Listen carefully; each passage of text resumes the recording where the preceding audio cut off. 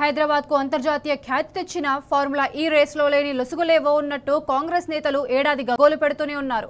అక్రమమేమీ లేకపోయినా, అవినీతి జరగకపోయినా ఓ తక్షణ నిర్ణయాన్ని తప్పుపడుతూ ఏకంగా కేసులు పెట్టారు. మరి కంచగచ్చిబౌలిలోని 400 ఎకరాల తాకట్టు వ్యవహారంలో విధానపరమైన లోపాలు, ప్రభుత్వ తప్పిదాలు కోకొల్లలు, లెక్కకు మించిన లొసుగులు, ఉల్లంఘనలు ఉన్నాయి. మరి వాటికి బాధ్యులెవరు? ఈ ప్రభుత్వం ఎవరిపైన కేసులు పెడుతుందో అన్న ప్రశ్నలు వెల్లువెత్తుతున్నాయి.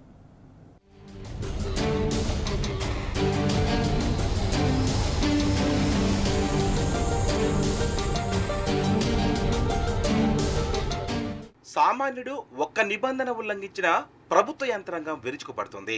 చివరకు అధికారులే బాధ్యులైన శిక్ష సామాన్యుడికే విధిస్తుంది. ఏడాదిన్నరగా రాష్ట్రంలో ఇదే జరుగుతోంది. ఫార్ములా ఈ రేసులో ఒప్పందం ప్రకారమే ప్రభుత్వ అకౌంట్ నుంచి 55 కోట్ల బదలాయింపు జరిగింది. ఆ మొత్తం తమకు చేరినట్లు సదర్ సంస్థ అధికారికంగా ప్రకటించింది. కానీ ఈ ప్రక్రియలో విధానపరమైన లోపం ఉందంటూ కాంగ్రెస్ సర్కార్ ఏడాదిన్నరగా గాయి చేస్తోంది. ఏసీబీ కేసు కూడా నమోదు చేసింది. సీఎం మొదలు మంత్రులు, కాంగ్రెస్ కార్యకర్త వరకు ఇందులో ఏదో అవినీతి జరిగిందనే రీతిలో ప్రజల్లో భ్రమ కల్పించే దుస్సాహసానికి ఒడిగట్టారు. మరి 400 ఎకరాల కంచె గచ్చిబౌలి భూముల తాకట్టు విషయంలో జరిగిందేంటి? ఈ భూముల బదలాయింపు వ్యవహారంలో విధానపరమైన లోపాలు, ప్రభుత్వ తప్పిదాలు కోకొల్లలు, లెక్కకు మించిన లొసుగులు, ఉల్లంఘనలు ఉన్నాయి. మరి వాటికి బాధ్యులెవరు? ఈ ప్రభుత్వం ఎవరెవరిపై కేసులు పెడుతోందని ప్రజలు ప్రశ్నిస్తున్నారు.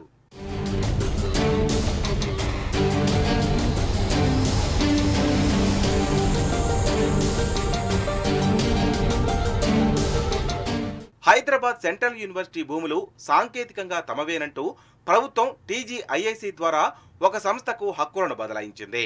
బాండ్ల ద్వారా 10,000 కోట్ల మొత్తాన్ని సేకరించింది. దాదాపు 9 నుంచి 10 నెలల పాటు సాగిన ఈ ప్రక్రియలో అడుగడుగునా ఉల్లంఘన జరిగింది. ప్రస్తుత సర్కారే గత ప్రభుత్వ ఉత్తర్వులను ఉల్లంఘించడం ఒక వంతైతే, అసలు భూ హక్కులు పొందకుండానే టీజీఐఐసి ప్రైవేట్ సంస్థకు హక్కులను బదలాయించడం వంటి విధానపరమైన లోపాలు వెక్కిరిస్తున్నాయి. సామాన్యులు, ప్రతిపక్షాల విషయంలో నీతులు వలించే కాంగ్రెస్ ప్రభుత్వ పెద్దలు ఈ విధానపరమైన లోపాలకు ఎవరిని బాధ్యులు చేస్తారు? ఎంతమందిపై కేసులు నమోదు చేస్తారు? అసలు ఎలాంటి విచారణకు ఆదేశించి లోపాలను ప్రజల ముందుంచుతారు? వీటికి జవాబు చెప్పాల్సిన బాధ్యత ప్రభుత్వంపై ఉంది. 400 ఎకరాల కంచె గచ్చిబౌలి భూములపై అంతా ఫీల్ గుడ్ అని ప్రభుత్వం ఒక్క మాటలో తేల్చి చెప్తున్నా, రికార్డులు, జరిగిన ఒప్పందాలను లోతుగా పరిశీలిస్తే బాధ్యతాయుతమైన ప్రభుత్వమే ఎడాపెడా నిబంధనలు ఉల్లంఘనకు పాల్పడినట్లు స్పష్టమవుతుంది.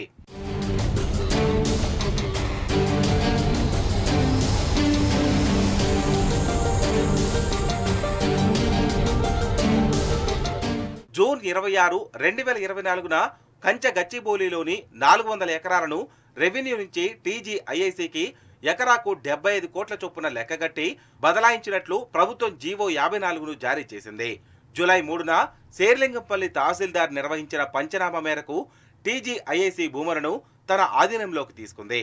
మరోవైపు అదే ఏడాది జూన్ 29న జీవో 571 ప్రకారం రెవెన్యూ శాఖ నుంచి టీజీఐఐసికి బదలాయిస్తున్నట్లు రంగారెడ్డి కలెక్టర్ శశాంక ప్రొసీడింగ్స్ జారీ చేశారు.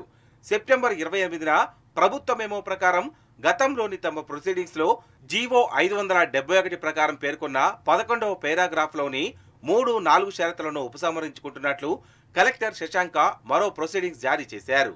అక్టోబర్ 18న ఈ భూములపై రుణం తీసుకునేందుకు అనుమతినిస్తూ ప్రభుత్వం జీవో 24ను జారీ చేసింది.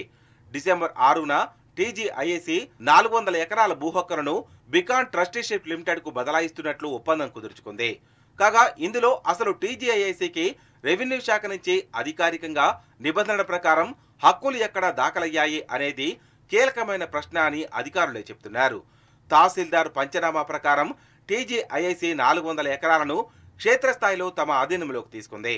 కానీ 571 జీవో ప్రకారం రంగారెడ్డి కలెక్టర్ ప్రొసీడింగ్ లో పొందుపరిచిన పలు నిబంధనలు ఇంకా అమలు కాలేదు. సాంకేతికంగా టీజీఐఐసికి హక్కులు రానిదే బికాన్ ట్రస్టీషిప్ తో ఎలా ఒప్పందం చేసుకుంటారు? ఆ మేరకు మార్కెట్లో బాండ్ల ద్వారా నిధుల సమీకరణతో ఐసిఐసిఐ బ్యాంకులోని ఎస్రో అకౌంట్లోకి 8,000 కోట్ల పైచిలుకు మొత్తం ఎలా వస్తుంది అనే సందేహాలు వ్యక్తమవుతున్నాయి.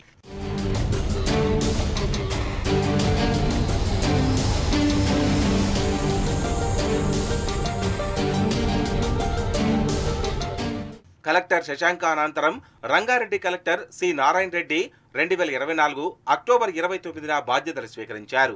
571 జీవో ప్రకారం గతంలో శశాంక ఇచ్చిన ప్రొసీడింగ్లోని అన్ని షరతులను ఉపసంహరించుకుంటున్నట్లు 2025 జనవరి 3న ప్రొసీడింగ్స్ జారీ చేశారు. దీని ప్రకారం టీజీఐఐసి ముందుగా 400 ఎకరాల సరిహద్దులను గుర్తించి ప్రహరీ నిర్మించాలి. ఈ భూములను నిర్దేశించిన రంగానికే వినియోగించాలి. ఇందులో ఏమైనా ఉల్లంఘనలు జరిగితే 400 ఎకరాల భూమి ఎలాంటి నోటీసులు లేకుండానే రెవెన్యూ శాఖకు తిరిగి వస్తుందనే షరతులను కూడా ఉపసంహరించుకున్నారు. ఈ నేపథ్యంలో షరతుల ఉపసంహరణలో తర్జన భర్జనలు జరిగాయా? అందులో భాగంగానే కలెక్టర్ బదిలీ జరిగిందా అనే సందేహాలు లేకపోలేదు.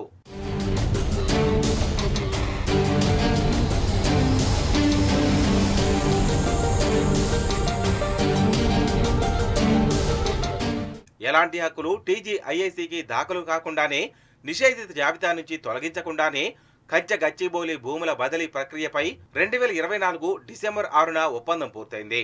బాండ్ల ద్వారా ప్రభుత్వం నిధులు సమీకరించింది. భూములను నిషేధిత జాబితా నుంచి తొలగించే అధికారం కలెక్టర్కే ఉంటుంది. కలెక్టర్ నారాయణ రెడ్డి తన ప్రొసీడింగ్లో ఎక్కడా ఆ భూములను నిషేధిత జాబితా నుంచి తొలగిస్తున్నట్లు స్పష్టం చేయలేదు. స్టాంపు రిజిస్ట్రేషన్ శాఖ ఐజీకి కూడా ఆ భూములను నిషేధిత జాబితా నుంచి తొలగిస్తున్నట్లు సమాచారం ఇవ్వాల్సి ఉంటుందని అధికారులు పేర్కొంటున్నారు.